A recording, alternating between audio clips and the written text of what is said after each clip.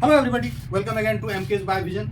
Today we'll study the difference between glycolysis and gluconeogenesis. Actually हमारे blood के अंदर glucose का जो स्तर होता है वो एक फिक्स लेवल पर रखने के लिए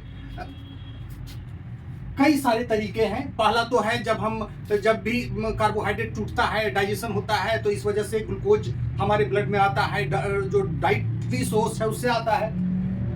दूसरा है यदि हम खाना ना भी लें तब पर भी ग्लूकोज का स्तर लगभग स्थिर रखने के लिए कई मैकेनिज्म है। ये पहला तो है ग्लूकोनियोजेनेसिस, जिसमें क्या होता है कि ये जो नॉन कार्बोहाइड्रेट सोर्सेस हैं ये अपने आप को कन्वर्ट करके लीवर में ग्लूकोज बना लेते हैं। और दूसरा है ग्लाइकोजन भी टूटता है तो उससे भी ग्लूकोज बनता है। तो क्या हुआ, नॉन कार्बोहाइड्रेट सोर्सेस अपने को ग्लूकोज में कन्वर्ट करते हैं through the process of gluconeogenesis, और ग्लाइकोजिनोलाइसिस के थ्रू ग्लूकोज में टूटता है और उस वजह से ग्लूकोज का लेवल ब्लड में स्थिर किया जाता है। तो ग्लाइकोलाइसिस क्या है? ठीक इसके अपोजिट प्रोसेस है। ग्लाइकोलाइसिस में क्या होता है, ग्लूकोज टूटता है और ये एटीपी देता है, 2 एटीपी देता है, साथ ही साथ ये एनएडी को रिड्यूस भी करता है। इसमें ग्लाइकोलाइसिस में 2 पायरुवेट मॉलिक्यूल बनते हैं और वो जो फाइनली ये कन्वर्ट होकर एसिटाइल कोए और ये टीसीए साइकिल में जाता है। यानी कि ultimate purpose of glycolysis is to break down glucose and provide energy to the cell, whereas glucogenesis and glycogenolysis is the process which is meant to maintain the level of sugar in the blood. अब ये glucose के synthesis का है और ये break down का है, ये कैटाबॉलिक प्रोसेस है, ये एनाबॉलिक प्रोसेस है। यहाँ स्केलेटल मसल्स के अंदर क्या होता है, ग्लाइकोलाइसिस होता है, यानी कि ग्लूकोज टूटता है पायरुवेट में और ये पायरुवेट फिर लैक्टेट में कन्वर्ट कर जाता है, ब्लड स्ट्रीम के थ्रू चला जाता है लीवर में, और लीवर में ये लैक्टेट पुनः एलडीएच, जो लीवर एलडीएच है उसके उपस्थिति में ये पायरुवेट में बदल जाता है। फिर ग्लूकोनियोजेनेसिस एक प्रोसेस है जिसके थ्रू ये ग्लूकोज में कन्वर्ट हो जाता है, बनता है, ग्लूकोज से पायरुवेट बनता है और ग्लूकोनियोजेनेसिस में पायरुवेट से ग्लूकोज बनता है।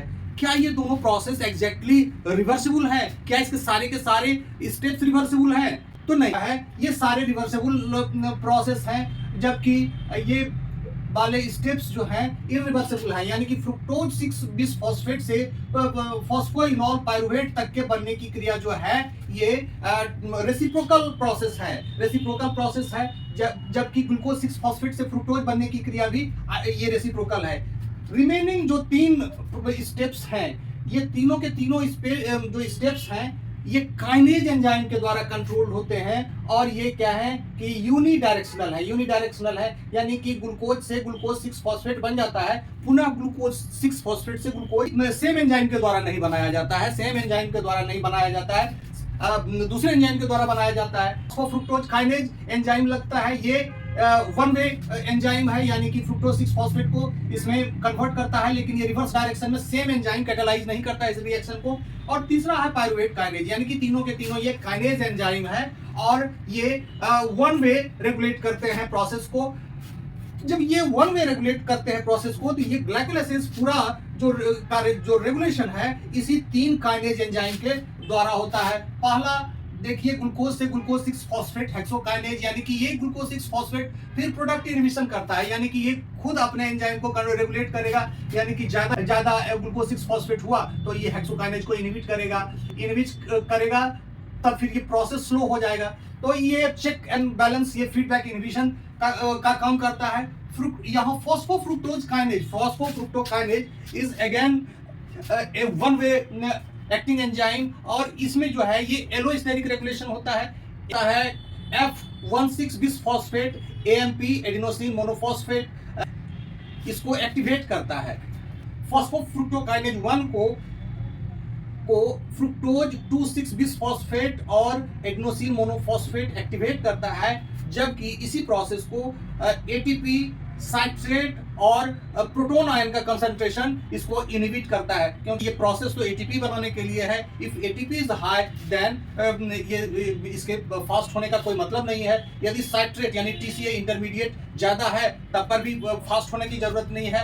कई तरह से इसका इनहिबिशन होता है। थर्ड एंजाइम है पायरुवेट काइनेज, फॉस्फोइनॉल पायरुवेट को पायरुवेट में कन्वर्ट करने वाला एंजाइम, ये भी काइनेज है या पायरुवेट काइनेज को इसको इनहिबिट करने वाले कम हैं फैक्टर्स एटीपी और एलेनिन। एलेनिन जो साइट्रिक एसिड इंटरमीडिएट के लेवल को इंडिकेट करता है। ग्लाइकोलाइसिस और ग्लूकोनियोजेनेसिस में कॉमन स्टेप्स और कुछ स्टेप्स होते हैं जो कि दोनों में अलग अलग होते हैं।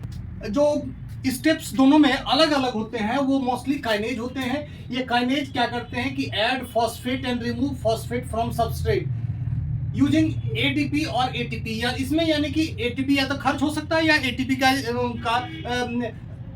प्रोड्यूस हो सकता है। और ये तीनों के तीनों काइनेज एंजाइम हैं। यहाँ एटीपी प्रोड्यूस हो रहा है, जबकि यहाँ इस दोनों स्टेप में ये इस दोनों स्टेप में एटीपी का इस्तेमाल हो रहा है। ये तीनों के तीनों काइनेज एंजाइम हैं। फॉस्फेटेज एंजाइम क्या करता है कि जो काइनेज एंजाइम का वर्क है उसको ये रिवर्स कर सकता है, यानी कि ये एंजाइम का उल्टा एक्शन है, यानी कि it can remove phosphate from the straight और ये इनऑर्गेनिक फॉस्फेट रिलीज करता है। इसमें एटीपी या एडीपी का इस्तेमाल होता है, जबकि इसमें किसी भी एटीपी और एडीपी का इस्तेमाल नहीं होता है। इसमें केवल इनऑर्गेनिक फॉस्फेट बनता है। अब हम दोनों प्रोसेस को कंपेयर करते हैं। ग्लाइकोलाइसिस जनरली स्केलेटल मसल में होता है और ग्लाइकोलाइसिस से क्या होता है, ग्लूकोज ब्रेक डाउन करके दो मॉलिक्यूल पायरुवेट का बनाता है, दो एटीपी क्रिएट करता है और दो NADH बनाता है। NADH बनाता है जो 2.5 एटीपी बनाता है। जब ये इलेक्ट्रॉन ट्रांसपोर्ट चेन से गुजरेगा तब ये 2.5 एटीपी बनाएगा है। जबकि ये जो ग्लूकोजिनेसिस है, ग्लूकोनियोजेनेसिस है, जिसमें पायरुवेट यानी कि पायरुवेट पुनः कन्वर्ट करता है ग्लूकोज में, ये एनर्जी एक्सपेंसिव प्रोसेस है। इसमें एडीपी 4 एडीपी का इस्तेमाल 4 एडीपी बनता है, यानी कि 4 एटीपी का इस्तेमाल होता है। 4 एटीपी का इस्तेमाल होता है, 2 जीटीपी का इस्तेमाल होता है, यानी कि टोटल मिला के 6 एटीपी इस जगह पे खर्च होता है। NADH को यूटिलाइज करता है और NAD बनाता है, यानी कि ये एनर्जी अनफेवरेबल प्रोसेस है। एनर्जी का इस्तेमाल होता है और इसमें एनर्जी बनता है। दोनों के दोनों प्रोसेस के कुछ स्टेप्स कॉमन तो हैं, लेकिन दोनों के साइट अलग अलग है। ये मसल के साइटोप्लाज्म में, सेल के साइटोप्लाज्म में काम करता है। Don't operate simultaneously eight same site. एक ही जगह पे ये दोनों एक ही सेल के अंदर दोनों एक ही साथ नहीं चलते हैं, क्योंकि एक एनर्जी बनाता है और एक एनर्जी को यूज करता है। यहाँ हम देखते हैं ग्लूकोजिनेसिस का ये प्रोसेस है, ये वन वे प्रोसेस है ग्लाइकोलाइसिस का, और ये रिवर्सल कैसे करता है, इस प्रोसेस का उल्टा कैसे करता है। यहाँ पायरुवेट पीईपी में कन्वर्ट कर जाता है। ये 2 स्टेप का प्रोसेस है जिसमें ऑक्जेलोएसिटिक एसिड है और ये पायरुवेट कार्बोक्सिलेज की उपस्थिति में एडीपी का इस्तेमाल कर रहा है। यहाँ भी एटीपी खर्च होता है, यहाँ भी एटीपी ही खर्च हो रहा है। तो 2 मॉलिक्यूल पायरुवेट को कन्वर्ट करने के लिए फॉस्फोइनॉल पायरुवेट में टोटल 4 एटीपी का यहाँ खर्च होता है, ये 2 एटीपी यहाँ खर्च होता है और 2 जीटीपी यहाँ खर्च होता है। प्रोसेस है, वन वे प्रोसेस है ग्लाइकोलाइसिस का, लेकिन इसको रिवर्ट करने वाला जो एंजाइम है वो है फ्रुक्टोज 6 बिसफॉस्फेट फॉस्फेटेज, यानी कि it is removing inorganic phosphate. ये इनऑर्गेनिक फॉस्फेट है, यानी कि फ्रुक्टोज 6 फॉस्फेट में इसको कन्वर्ट कर देता है ये एंजाइम। और जो लास्ट एंजाइम है वो है ग्लूकोज 6 फॉस्फेटेज। ये क्या करता है, ग्लूकोज 6 फॉस्फेट से फॉस्फेट रिमूव करता है इनऑर्गेनिक फॉस्फेट में, ये ग्लूकोज में कन्वर्ट कर देता है। ये ग्लूकोज 6 फॉस्फेट जो है इसका ग्लाइकोजन के सिंथेसिस में भी इस्तेमाल होता है। ये ग्लूकोज 1 फॉस्फेट बन जाता है और finally it is utilised in glycogen synthesis.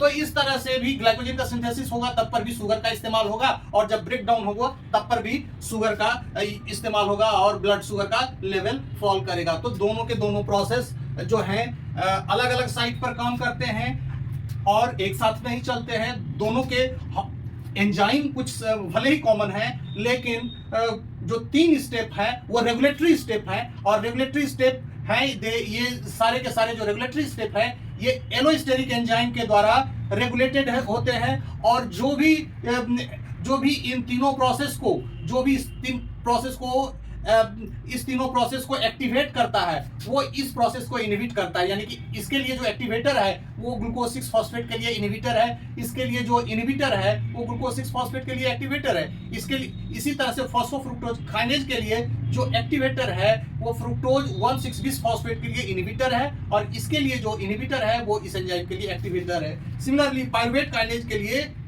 जो एक्टिवेटर है वो इस तीनों, ये जो दोनों एंजाइम है इसके लिए कलेक्टिवली ये इनहिबिटर का काम करता है। तो ये दोनों प्रोसेस के जो रेगुलेटरी मैकेनिज्म है एक दूसरे के अपोजिट हैं और ये अलग अलग साइड पे काम करते हैं और ब्लड शुगर के लेवल को नियंत्रित करते हैं। आज के लिए इतना ही, थैंक यू।